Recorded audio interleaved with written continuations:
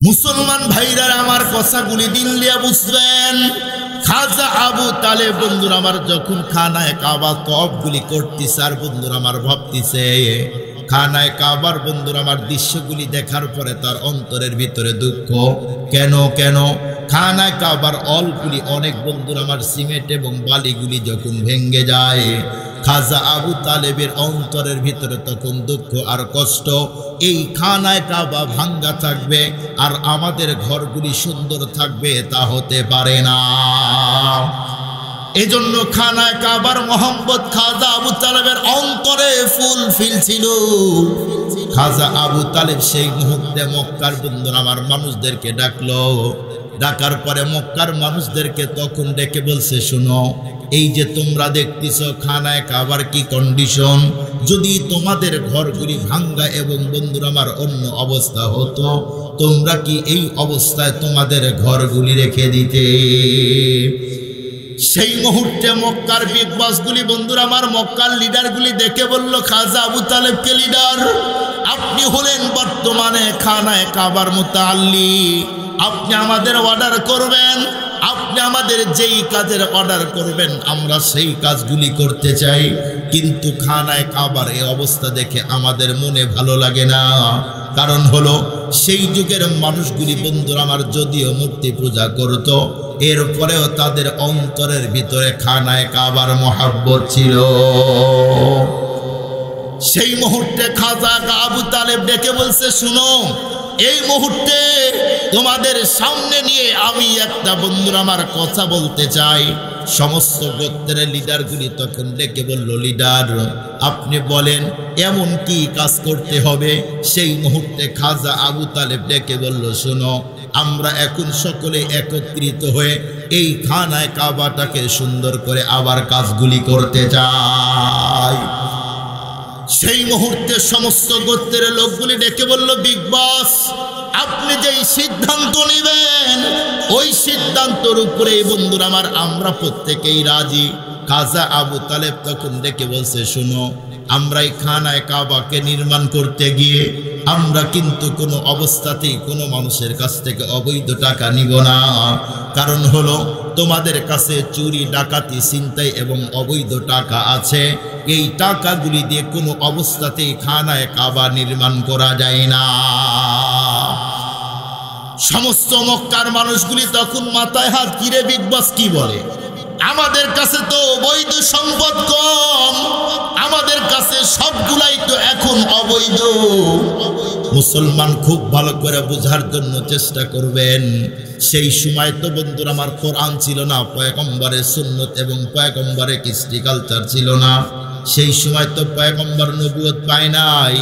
এরপরেও সেই যুগের মানুষের কাছে কেমন করে হালাল সম্পদ থাকবে?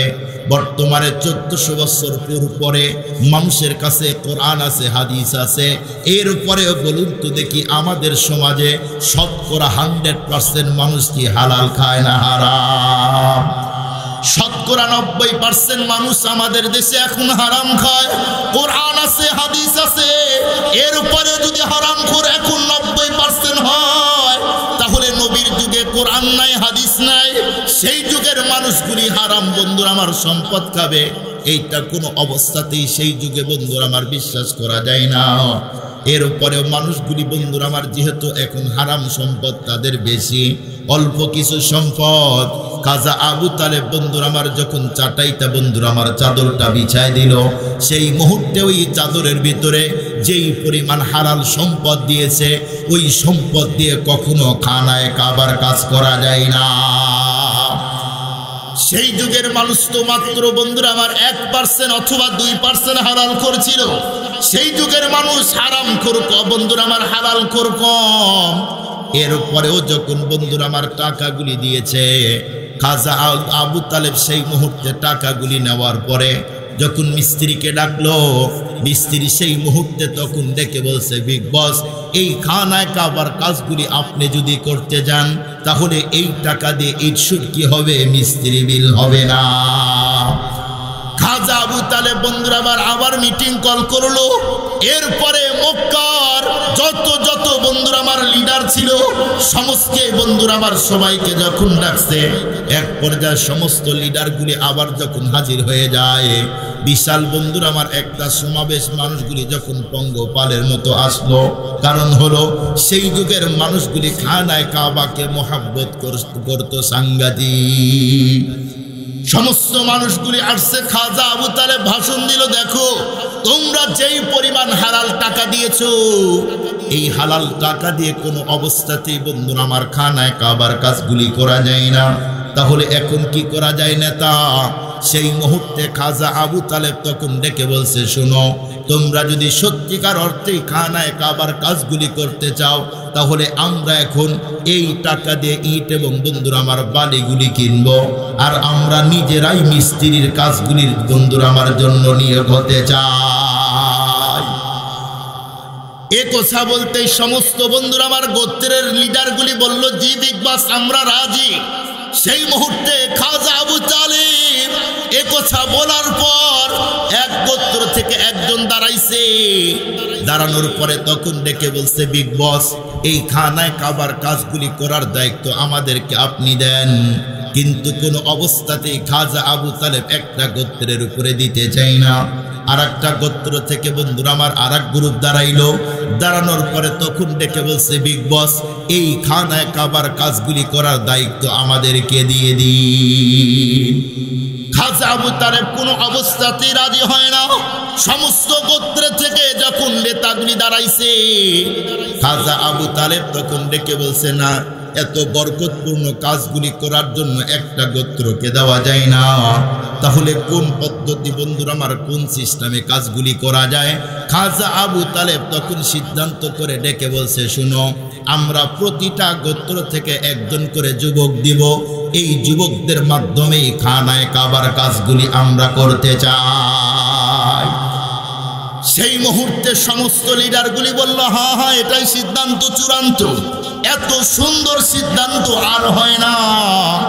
এক পর্যায়ে খাজা আবু তালেব বন্ধুরা আমার কথাগুলি বলার পরে প্রতিটা গোত্র থেকে বডি ফিটনেস এমনকি বন্ধুরা আমার শক্তিশালী যুবকগুলি দেওয়া হলো।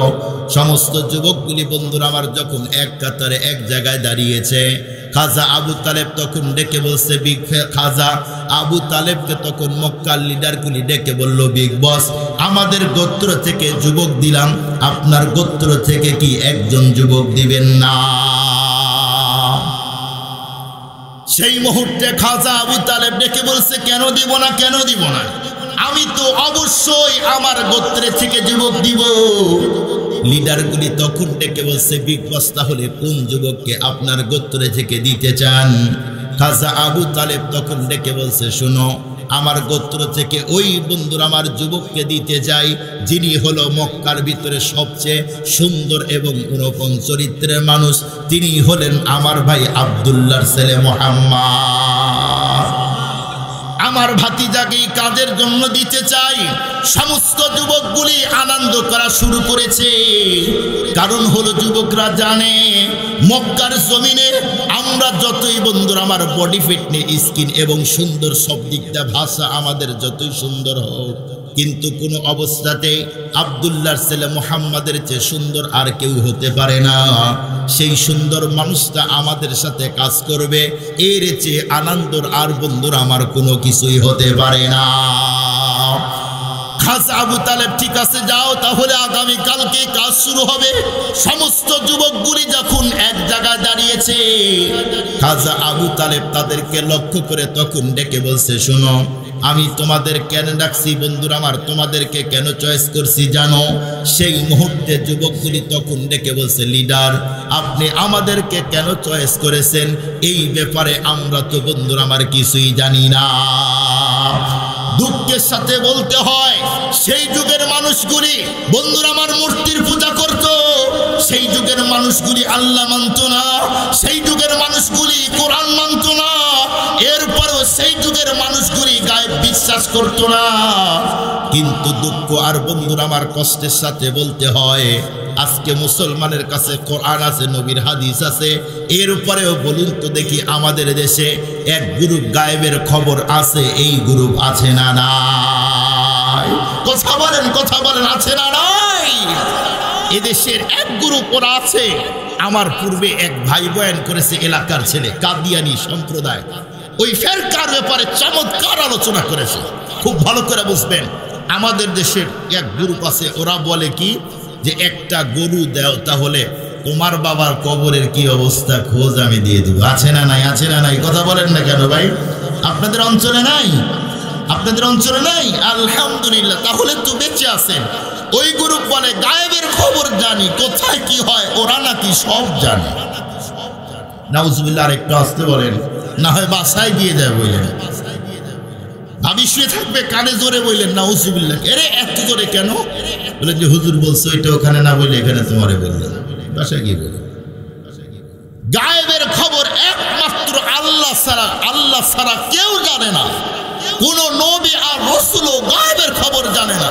পৃথিবীর কোন মানুষ সে যদি আল্লাহর ওলিও হয়, বুজুর্গ হয়, সে যদি বলে যে আমি গায়েব জানি, মনে রাখবেন এইটা টাক্কা শয়তান আর ভণ্ড, এর ভিতরে কোনো সন্দেহ না। গায়েবের খবর কে জানে? আবার বলেন, কে জানে? একজন জানেন, তিনি কে? আল্লাহ। রাসূলও গায়েবের খবর জানেন।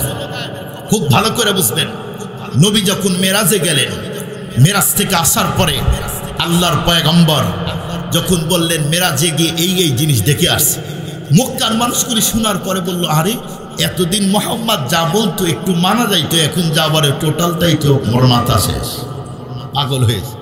এক রাতে গিয়েছে সপ্তম আসমান, এরপরে সিদরাতুল মুনতাহা, আল্লাহর আরশে গিয়ে জান্নাত জাহান্নাম সবগুলো আল্লাহর যে দুইটা প্রজেক্ট, একটা জান্নাত জাহান্নাম, সব দেখে এসে আসার পরে যখন তাদেরকে বলছে মুহাম্মাদের মাথার তারগুলি, মক্কার যুবক বলি সিদ্দিক আকবরকে ডেকে বলছে, আবু বকর শুনছো তোমার বন্ধু কি বলে? বলে কি বলে? বলে তোমার বন্ধু বলতিছে ও নাকি মেরাজে গিয়েছিল। সিদ্দিক আকবর বলেন, যদি আমার বন্ধু আমার নবী যদি বলে সে মেরাজে গিয়েছিল, এটা সত্য কথা, এর ভিতরে কোনো সন্দেহ নাই। সুবহানাল্লাহ বলেন। মক্কার মানুষ বলল, ইন্না লিল্লাহ, কি কাম করতে গেলাম, কি হইল? মনে করলাম আবু বকর বিশ্বাস করবে না, সেও বিশ্বাস করলো। এক পর্যায়ে মক্কার মানুষ ষড়যন্ত্র করল, যাই আমরা।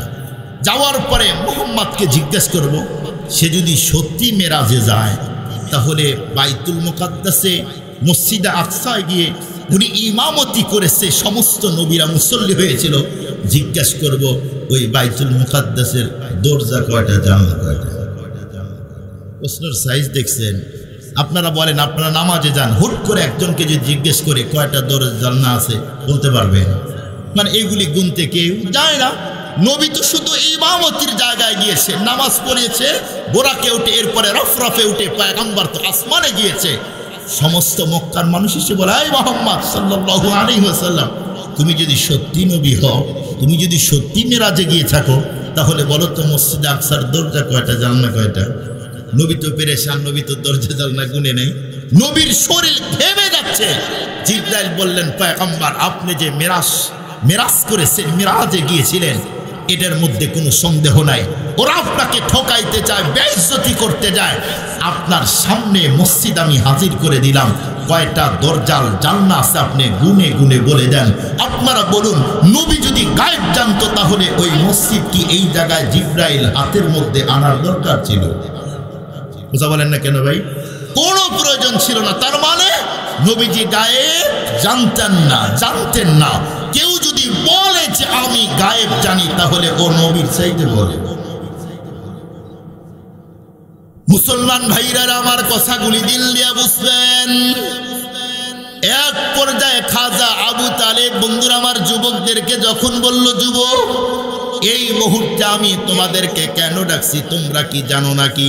সেই মুহূর্তে যুবকগুলি তখন ডেকে বলছে, লিডার আপনি আমাদেরকে কেন বন্ধুরা আমার ডেকেছেন, এর কারণ এবং রহস্য আমরা তো কেউ জানি না। খাজা আবু তালেব তাদেরকে ডেকে বলছে, শুনো আমি কিন্তু মক্কার অনেক মানুষ আছে, অনেক বন্ধুরা আমার মুরব্বী আছে, এমনকি বন্ধুরা আমার অনেক পাওয়ারফুল নেতা আছে, আমি কিন্তু তাদেরকে কোনো অবস্থাতেই খানায় কাবার জন্য চয়েস করি নাই। আমি তো চয়েস করেছি শুধুমাত্র প্রতিটা গোত্র থেকে একজন করে যুবককে। কারণ হলো তোমরাই তো আগামী দিনে বন্ধুরা আমার এই সমাজটা পরিচালনা করবে। সমস্ত যুবকদেরকে ডেকে বলছে, যুবক তোমরাই তো আগামী দিনে সমাজ পরিচালনা করবে, এই জন্য তোমাদের জীবনের বন্ধুরা আমার শুরুকালে খানায় কাবার কাজগুলি করায় নিতে চাই। তাহলে তোমাদের জীবন এবং বন্ধুরা আমার ভবিষ্যৎ অনেক সুন্দর হবে। কিন্তু তোমরা খানায় কাবাটাকে বন্ধুরা আমার কাজগুলি করতে গিয়ে কোনো অবস্থাতেই তোমাদের শরীরের ভিতরে কাপড় রাখতে পারবে না। তোমরা টোটাল উলঙ্গ হবে, শরীরের কোনো জায়গায় কোনো কাপড় যেন না থাকে। সেই যুগের যুবকগুলি বন্ধুরা আমার উলঙ্গ হওয়াকে চয়েস করত। এক পর্যায়ে তারা বন্ধুরা আমার আনন্দ করতেছে, একজন আরেকজনকে বলতেছে আমরা এখন উলঙ্গ হয়ে কাজগুলি করব। সমস্ত যুবকগুলি বন্ধুরা আমার যখন উলঙ্গ হওয়ার জন্য প্ল্যান করলো, সেই মুহূর্তে খাজা আবু তালেব তাদেরকে ডেকে বলছে, শুনো এখন আমি তোমাদের কাছ থেকে চলে গেলাম, উলঙ্গ হয়ে খুব দ্রুত তোমরা একের পরে এক বন্ধুরা আমার খানায় কাবার কাজগুলি করে দাও। সমস্ত যুবকগুলি বন্ধুরা আমার যখন উলঙ্গ হচ্ছে, আল্লাহর পয়গম্বর আমাদের নবীজি সেই জায়গায় তাদের উলঙ্গ হওয়ার দৃশ্যগুলো দেখে আল্লাহর পয়গম্বর সেই জায়গায় কোনো অবস্থাতে দাঁড়িয়ে থাকলো না। কারণ হলো আমাদের নবী বন্ধুরা আমার সাংঘাতিক লজ্জাবান। আমাদের নবী লজ্জার কারণে মানুষগুলি উলঙ্গ হয়ে তাদের লজ্জার স্থানগুলি দেখাইতে চায়। এজন্য আল্লাহর পয়গম্বর সেখান থেকে অন্য জায়গা বন্ধুরা আমার মাথা নিচের দিকে চলে যায়। যুবকগুলি বন্ধুরা আমার উলঙ্গ হয়, একের পর এক খানায় কাবার কাজগুলি যখন কমপ্লিট হয়, একের পর এক বন্ধুরা আমার কাজগুলি করতেছে। কাজগুলি করতে করতে একজন ডেকে বলছে, শুনো আমরা তো একের পরে এক খানায় কাবার কাজগুলি করলাম, কিন্তু আমাদের মধ্যে মনে হয় এমন কেউ আছে যে কাজগুলি করে নাই। সেই মুহূর্তে একজন ডেকে বলছে, শুনো আমাদের মধ্যে কাজ করে নাই খাজা আবু তালেবের ভাতিজা, উনি হলো মুহাম্মদ। তাহলে সে কই কোথায় গিয়েছে ডাকো। এক পর্যায়ে একজন বিশ্ব নবীর কাছে গেল, যাওয়ার পরে পয়গম্বরকে বন্ধুরা আমার যাওয়ার পরে পয়গম্বরকে ডেকে বলছে, মুহাম্মদ তুমি কি খানায় কাবার কাজগুলি করতে চাও না? নবীজি সেই মুহূর্তে তখন ডেকে বলছে, কি বললে? আমি অবশ্যই খানায় কাবার কাজগুলি করতে চাই। আমি কেন খানায় কাবার কাজগুলি বরকতপূর্ণ কাজগুলি করব না? সেই মুহূর্তে উলঙ্গ অবস্থা যুবক দেখে বলছে, মুহাম্মদ তুমি যদি সত্যি খানায় কাবার কাজ করতে চাও তাহলে তুমি এখন যাও না কেন? বিশ্বনবী এক পর্যায়ে বন্ধুরা আমার ইটটা নিয়ে যখন খানায় কাবার দিকে হাঁটি হাঁটি পা পা করে রওনা দেয়, যুবকগুলি বন্ধুরা আমার পয়গম্বরের সামনে হাজির হয়ে গেল। যাওয়ার পরে রাস্তা ব্লকিং করে দিয়ে তখন ডেকে বলছে, মুহাম্মদ তুমি কাপড় পরে খানায় কাবার কাজ করবে, এইটা কোনো অবস্থাতেই আমরা মানতে পারি না। কারণ হলো তোমার চাচাই তো আইন করেছে, তুমি কি শুনো নাই? খানায় কাবার কাজ করতে গিয়ে কাপড় রাখা যায় না।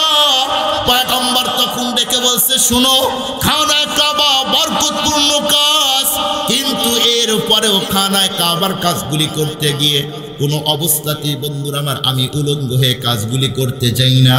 তখন বলছে, তুমি যদি বন্ধুরা আমার উলঙ্গ হয়ে কাজ না করো, কোনো অবস্থাতেই তোমাকে বন্ধুরা আমার কাজগুলি করতে দিব না। ও মুসলমান, আমাদের পয়গম্বর এত লজ্জাবান, যুবকগুলি উলঙ্গ হয়ে খানায় কাবার কাজগুলি করার জন্য যাইতেছে, কিন্তু আল্লাহর পয়গম্বর বন্ধুরা আমার এত সিরিয়াস লজ্জাবান, নবীজি লজ্জার কারণে সেই মুহূর্তে মাথা নিচের দিকে দিয়ে আসে। আর যুবকদেরকে ডেকে বলছে, যুবকরে প্রয়োজনে খানায় কাবার কাজগুলি আমি করতে চাই না, এরপরে কোনো অবস্থাতেই আমার ফরজ তরক করে আমি এই গুনাহের কাজ এবং উলঙ্গ হতে চাই না। আল্লাহু আকবার বলেন, আল্লাহু আকবার। আমাদের নবীজি 16 বছর অথবা 25 বছর বয়স। ওলামা একরাম বলছে 16 বছর, আকসার ওলামা একরাম নবীজি সেই সময় তালিম দিলেন, প্রয়োজনে নেকির কাজ করব না, গুনার কাজও। কথা বলেন না কেন?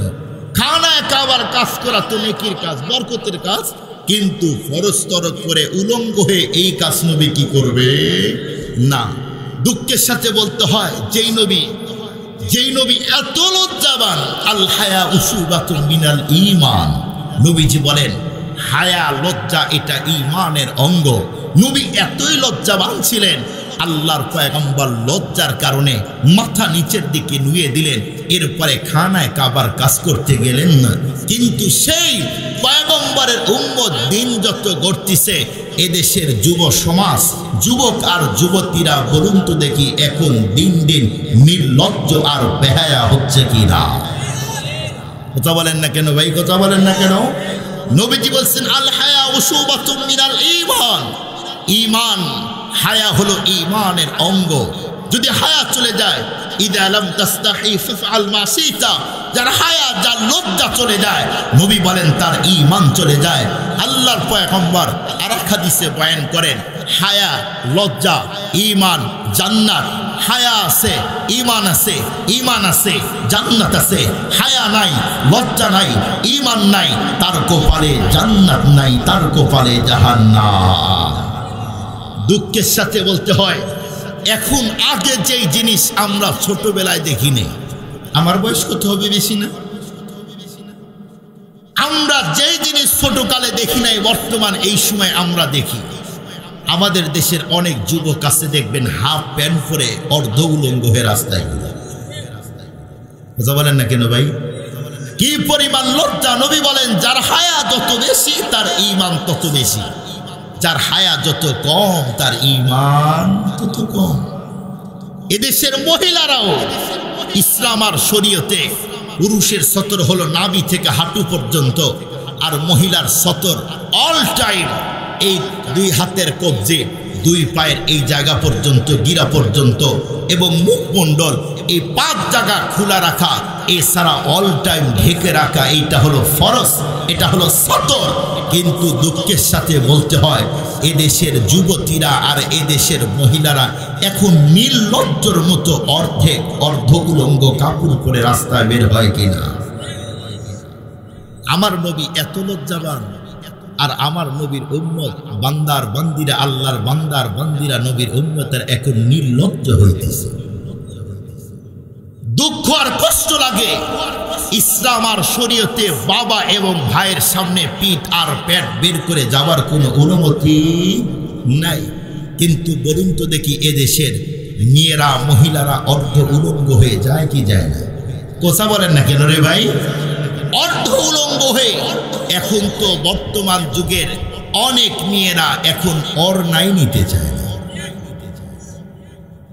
কেউ কেউ তো স্লোগান দেয়, আমাদের দাদি আর নালিগুলি যেমন সায়া আর ব্লাউজ ছাড়া কাপড় পরেছে, শাড়ি পরেছে, আমরাও ব্লাউজ পরতে চাই না, কাপড় পরতে চাই না। আমরা এই শুধুমাত্র আমরা সায়া আর ব্লাউজ পরতে চাই না, শুধু কাপড় পরে রাস্তায় চলতে চাই। বলুন তো দেখি, এই স্লোগান দেওয়ার মেয়েরা আমাদের দেশে আছে না নাই? কথা বলেন, কথা বলেন। আবার কেউ কেউ তো আছে এত নির্লজ্জ, এত বেহায়া, নিজের পোশাকগুলি খুলে এখন পুরুষের শার্ট আর প্যান্ট এখন দখল করেছে। কি ভাই, তাই না? দখল করেছে। খুব ভালো করে মনে রাখবেন, যেই মহিলা, যেই নারীগুলি এত নির্লজ্জ হবে, যারা হায়া নামের এই জিনিস যাদেরকে ব্রেক দিবে না, দুঃখের সাথে বলতে হয় ওরা কাপড়ই রাখতে চায় না। কি পরিমাণ নির্লজ্জ বলুন তো! আমাদের দেশে কয় শ্রেণীর মানুষ শরীরে কাপড় রাখতে চায় না? 2 শ্রেণীর। কয় শ্রেণীর ভাই? 2 শ্রেণীর। একটা হলো অবুঝ শিশু, পাগল, অবুঝ শিশু। একটা হলো কি? অবুঝ শিশু। আর একটা হলো পাগল। দেখবেন এই 2 শ্রেণীর লোক শরীরে কাপড় রাখতে চায় না। পাগল সে তো কাপড় বের করে উলঙ্গ হয়ে তার লজ্জাস্থান, তার লিঙ্গ বের করে মানুষকে দেখাইতে চায়, ছেলে হোক আর মেয়ে হোক। তাহলে আমাদের দেশের যে সমস্ত মেয়েরা আপার শিক্ষিত, ওরা যারা শরীরে কাপড় না রেখে রাস্তায় চলতে চায়, ওরা এই 2 গ্রুপের কোন গ্রুপের? কথা বলেন ভাই, কথা বলেন। নির্লজ্জ বেহায়া, যাদের হায়া আর লজ্জা থাকে না। মনে রাখবেন, যারা তার চুলকে ফ্যাশন করে, যার চেহারাকে পার্লারে গিয়ে ভুরুগুলি ছোট করে, এরপরে ফ্যাশন করে এরপরে ওড়না সেরে অসমতল জায়গাগুলি বের করে রাস্তায় চলবে, যারা এমন নির্লজ্জ বেহায়ার মতো চলবে, হয়তো এদের বিচার দুনিয়াতে হবে না, মরার পরে কবরে রাখতে দেরি ওদের বাঁচার কোনো সিস্টেম থাকবে না। দুঃখের সাথে বলতে হয়, দিন যত গড়তিছে এখন হায়াবান লজ্জাবান মহিলা পাওয়া যায় না। আজও বাংলাদেশে হাজারো রাস্তায় চলবেন, দেখবেন বুড়ি মানুষ যার চেহারা নাই, চামড়া ঢিলা, ওর দিকে কেউ তাকায় না। ওই দাদি আর নারীরাও মানুষ পুরুষ দেখলে লজ্জা রাস্তা সাইড দিয়ে দূরে দাঁড়ায়। কিন্তু এদেশের বোনেরা কি হুজুর আর কি বলুন তো দেখি, ওইগুলারে দেখলে কি মানুষ মনে করে না। মুসলমান ভাইরা আমার কথাগুলি দিল দিয়া বুঝবেন। এক পর্যায়ে খাজা আবু তালেব সেই মুহূর্তে বন্ধুরা আমার, যখন বন্ধুরা আমার খাজা আবু তালেব যেই বাহিনীগুলি পাঠিয়েছিল যুবকগুলি, সেই মুহূর্তে তখন ডেকে বলছে, মোহাম্মদ তুমি কি কাজগুলি করতে চাও না? তখন বিশ্বনবী ডেকে বলছে, কেন? খানায় কাবার কাজগুলি বন্ধুরা আমার কোনো অবস্থাতে আমি বন্ধুরা আমার বাদ দিতে পারি না, কিন্তু কোনো অবস্থাতে এই খানায় কাবার কাজগুলি করতে গিয়ে আমি কোনোভাবেই গুনাহের কাজগুলি করব না। এক পর্যায়ে যুবকগুলি একজন দৌড়ে খাজা আবু তালেবের কাছে গেল। যাওয়ার পরে খাজা আবু তালেবকে সেই মুহূর্তে তখন ডেকে বলছে, লিডার, এই মুহূর্তে আপনার কাছে বর্তমানে একটা ইনফরমেশন দিতে চাই। যুবকগুলির কথাগুলি শোনার পরে তখন ডেকে বলছে, বলো। এক পর্যায়ে যুবকগুলি সেই মুহূর্তে বন্ধুরা আমার ডেকে বলছে, বিগ বস, বর্তমানে আপনার ভাতিজা মোহাম্মদ সে উলঙ্গ হয়ে এখন বন্ধুরা আমার কাজগুলি করতে চায় না। সে যদি উলঙ্গ হয়ে কাজগুলি করতে না চায়, এই মুহূর্তে আমার সামনে হাজির করে দাও। এক পর্যায়ে যখন হাজির করে দেওয়া হলো, বিশ্বনবী তখন খাজা আবু তালেব, বন্ধুরা আমার বিশ্বনবীকে খাজা আবু তালেব সেই মুহূর্তে তখন ডেকে বলছে, ভাতিজা তুমি কি খানায় কাবার কাজগুলি করতে চাও না? তখন ডেকে বলছে, কেন খানায় কাবার কাজ করব না? তুমি যদি খানায় কাবার কাজগুলি করতে চাও, তাহলে তোমার পরনের ভিতরে কাপড় কেন সবগুলো এখন খুলে ফেলে দাও। খাজা আবু তালেব এ কথা বলছেই তখন পয়গম্বর ডেকে বলছে, চাচা আপনি তো আইন করেছেন, এই কাপড় পরে তোমরা চুরি করেছো, ডাকাতি করেছো, ছিনতাই করেছো, ব্যভিচার করেছো, এই কাপড় পরে কোনো অবস্থাতে খানায় কাবার কাজগুলি করা যায় না। চাচা ওরা এই কাপড় পরে এক বন্ধুর আমার জেনা করেছে, ব্যভিচার করেছে, লুটতারাজ করেছে, কিন্তু আমি মোহাম্মদ 100% বলতে পারি, এই কাপড় পরে আমি কখনো চুরি আর ছিনতাই করি নাই। আমি চুরি করি নাই, ছিনতাই করি নাই, আমি জেনা আর ব্যভিচারের মতো অপরাধ আমি আমার কাপড় দ্বারা করি নাই। এরপরে তাহলে আমার কাপড়ের দোষ কোথায়? এই কাপড় পরে আমি কোনো অবস্থাতেই বন্ধুরা আমার কোনো অবস্থাতেই কাপড় খুলে খানায় কাবার কাজ করতে চাই না।